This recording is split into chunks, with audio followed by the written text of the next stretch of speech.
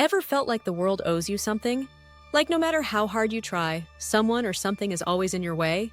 That frustration, that gnawing bitterness, you might not know it yet, but Nietzsche had a name for it. Resentment. And he didn't just think it was bad. He thought it was poison. The kind that slowly kills your potential, your joy, and your connection to life itself. If you've ever struggled with dark thoughts, or felt like your anger at others is eating away at you, stick around.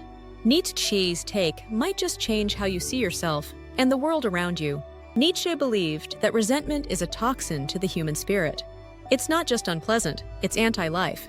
It suffocates growth. Instead of moving forward, the resentful person stews in their misery, pointing fingers, stuck in a loop of blame and disappointment. And yet, resentment doesn't come out of nowhere. It's a process, a slow buildup, one that starts with something most of us are familiar with: rejection. Take the story of Finn, for example. A man in his late 20s who's grown resentful toward women. But it didn't start that way. It began with hope. Finn approached women he admired, asked them out, tried to form connections. And every time he was met with rejection. Now, rejection by itself doesn't always lead to resentment. But for Finn, the repeated no's weren't just disappointing, they felt personal, like an attack. Why? Because Finn believed he was entitled to a yes. That somewhere, deep down, the world owed him romantic success, just for showing up. And when reality didn't cooperate, when each woman exercised her autonomy and made her own choice, Finn didn't just feel rejected, he felt robbed. This is where Nietzsche's insight cuts deep. Resentment isn't about the rejection, it's about the entitlement. We don't resent every no we hear. We don't curse the sky because gravity stops us from flying, or blame strangers for not handing us their car keys. We only resent when we believe we've been denied something we deserve. The core belief behind resentment is this: you shouldn't be in my way. So what happens when resentment takes over? The resentful person starts hunting for someone to blame. They look outward, not inward.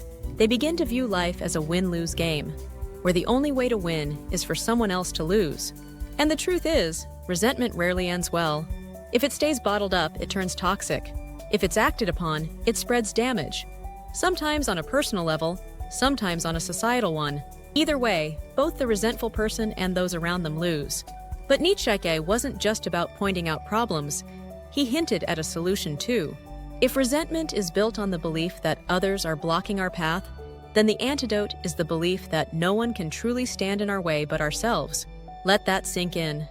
There is a place in this world, and a way to that place, for everyone, which can't be denied by anyone but yourself. If Finn had believed that, his rejections would have stung, sure, but they wouldn't have crushed him. He would have seen them as part of the journey. Each no wouldn't mean the path was blocked, just that he hadn't found the right path yet. That's the power of hope. That's the power of belief. Not blind optimism, but the kind of mindset that refuses to surrender to bitterness.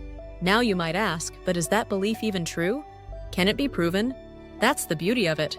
You can prove it true, but you can never prove it false. If at the end of his life, Finn says, "There really was someone for me, I just had to keep looking," then the belief holds. But if he says, "There was never anyone for me, and it's the world's fault," he still can't prove the belief wrong. Maybe he just gave up too soon. Maybe he stopped trying. Maybe he let resentment cloud his way. And that's the heart of it. Resentment is not something the world forces onto you. It's a decision. A decision to give up hope, to stop believing there's a place for you, to blame others for your pain rather than owning your path forward. We see this everywhere. A woman resenting men, a boss resenting their team, a parent resenting their child. It all follows the same pattern: entitlement, rejection, frustration, resentment. But here's the truth. Resentment isn't inevitable. It's a choice. And we can choose differently. Take Viktor Frankl. Imprisoned in Nazi concentration camps, stripped of everything, his family, his freedom, his dignity, and yet he never surrendered to resentment. He wrote, "Everything can be taken from a man, but one thing, the last of the human freedoms, to choose one's attitude in any given set of circumstances. Even in darkness, he chose light. Even in loss, he held on to meaning." So if you're struggling with bitterness, with the weight of what hasn't worked out, ask yourself, are you still searching for your place? Or have you decided it doesn't exist? Because that decision makes all the difference. Resentment consumes, But hope, even in the smallest doses, can save your life. Nietzsche warned us, "Don't let your darkness consume you." But he also showed us the way out. Choose belief. Choose growth. Choose not to surrender. If you found this video meaningful and interesting, drop a comment below and share your experience. Please don't forget to like, subscribe, and share it with someone who might find this content useful. And as always, thank you for listening, and we'll see you next time.